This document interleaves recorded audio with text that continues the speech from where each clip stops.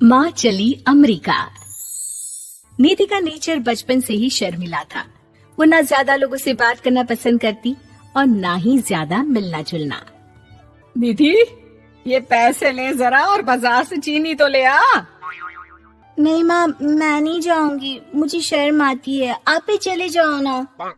अरे पता नहीं क्या करेगी ये लड़की, जीवन में कभी कुछ किया ही नहीं सिवाय पढ़ाई और घर के कामों के। इसकी शादी भी आसपास ही कहीं करवा दो, दूर जाकर इसका गुजारा कैसे होगा। निधि सुनती सबकी, समझती भी, लेकिन चुप करके रह जाती। एक दिन पिता के दोस्त अपने परिवार के साथ निधि के घर खाने पर आते हैं। उनकी बेटी बहुत ही स्मार्ट होती है। निधि बेटा, वीणा के साथ बात करो, देखो अंकल की बेटी भी आई है उनके साथ। निधि वीणा के साथ वहीं बैठ जाती है। चलो ना अंदर चलते हैं, यहाँ कहाँ बड़े लोगों के बीच बैठे। निधि माँ की तरफ देखती है और अंदर चली जाती है। वैसे मैंने ना अपना चैनल खोला है, तुम सब्सक्राइब करना उसमें। मैं ना ब्यूटी और फैशन की बात करती हूँ, ये देखो। ओह, इतने सारे लोगों के सामने तुम कैसे इतना बोल लेती हो? मुझे तो बहुत शर्म आती है। अरे शर्म कैसी?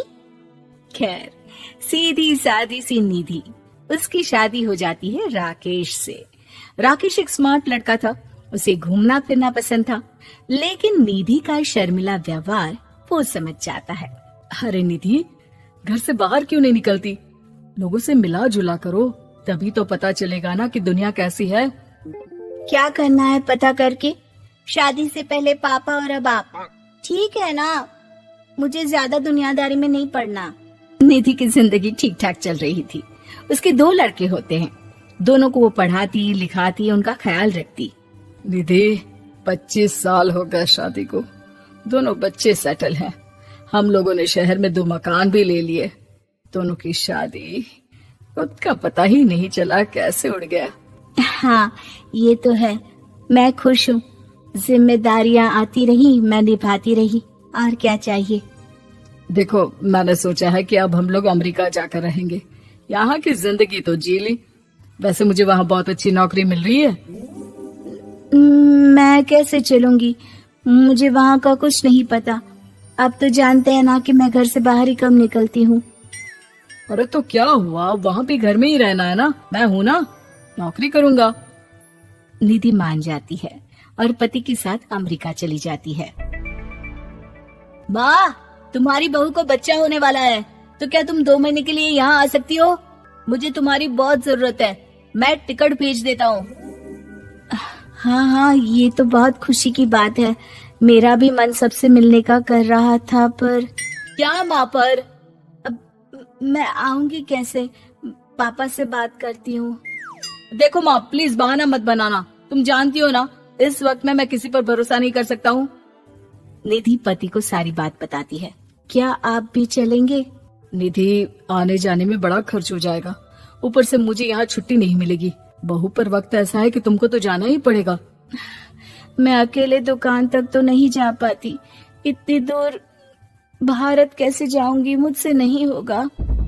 लेकिन सबके कहने पर निधि को जाना ही पड़ता है। एयरपोर्ट में घबराई निधि एक मुसाफिर से कहती है, मैं ना भारत जा रही हूँ, दिल्ली जाने वाली फ्लाइट। सब मिलकर निधि की मदद करते हैं और फाइनली निधि भारत पहुंच जाती है, जहां बेटा उन्हें घर ले आता है। वाह माँ जी, यहाँ तो मैं भोपाल तक नहीं जा पाती, आप अमेरिका से आ गई। भाई, चालाकी तो औरतों में होनी ही चाहिए, यहाँ हम बुद्धू के बुद्धू रह गए।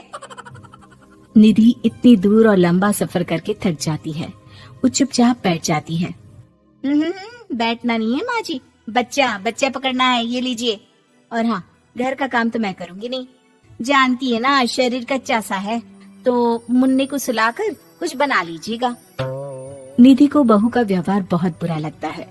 जैसी भी थी, पिता और पति की हमेशा लाडली रही थी निधि। निधि बेटे की तरफ देखती है। माँ, वो काम वाली कोई मिल नहीं रही है ना, मैं देखने की कोशिश तो कर रहा हूँ, जैसे ही मिल जाएगी वो संभाल लेगी सारा काम। अरे कैसी बात कर रहे हो? जब पहले मैंने कहा था कि अमेरिका से इनके टिकट में जो पैसा खर्च कर रहे हो उतने में नौकरानी रख लो, तो नहीं, मेरी बात पर विश्वास नहीं था। कि ना ना कोई मेरे बच्चे को अच्छे से नहीं संभालेगा।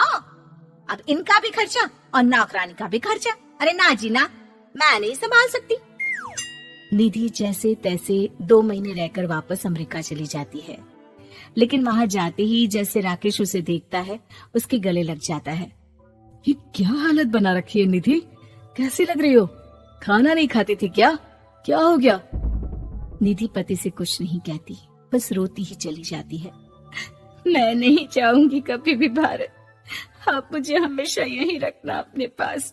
राकेश बेटे को फोन करता है। तुम्हारी माँ की जो दुर्दशा करके तुमने भेजा है ना, मुझे पता होता तो मैं अपनी बीवी को कभी तुम्हारे पास नहीं भेजता।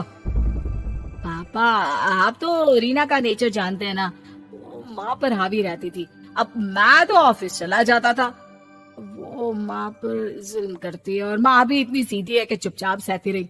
मुझे माफ कर दीजिए पिताजी। खैर, राकेश कहता भी क्या, प्यार दुलार के साथ अपनी निधि को संभालने में लग जाता है। लेकिन कहते ना, वक्त हमेशा एक सा नहीं रहता।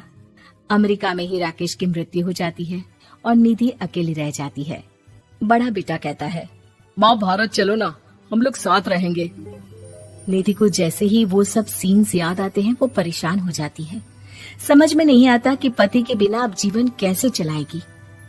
मैंने सारा जीवन घर का काम किया, घर देखा और जिंदगी चलाई, लेकिन जिस घर में रही सबने प्यार दिया, मैं वहां नहीं जाना चाहती। तभी राकेश जिस कंपनी में काम करता था उसका मालिक निधि के घर आता है। वो भी भारतीय ही होता है। दीदी, राकेश ने आपके बारे में बताया था। जब से आप भारत से लौटी थी उसे आपकी बहुत चिंता रहती थी, इसलिए उसने मुझसे कहा था कि कभी अगर वो ना रहे तो मैं आपको ये पैसे दे दूं। और हाँ, हम लोगों की कंपनी में आपके लिए नौकरी भी है। निधि पति के पैसे देखकर मन में तसल्ली करती है और नौकरी के लिए हाँ कर देती है। अरे पागल है क्या माँ, कैसे नौकरी करोगी? ये अमेरिका है, दिल्ली नहीं। वहाँ तो तुम घर से निकल भी नहीं पाती थी, यहाँ कैसे? मेरे पति, मेरे पिता मुझे खुश देखना चाहते थे। वो लोग जब तक थे मुझे किसी चीज के लिए ना फोर्स किया, ना कभी कमी होने दी। पर अब मुझे जीवन जीने के लिए घर से निकलना ही होगा। बेटा, तुम तो अगली फ्लाइट से भारत लौट जाओ, मैं यहीं खुश हूँ।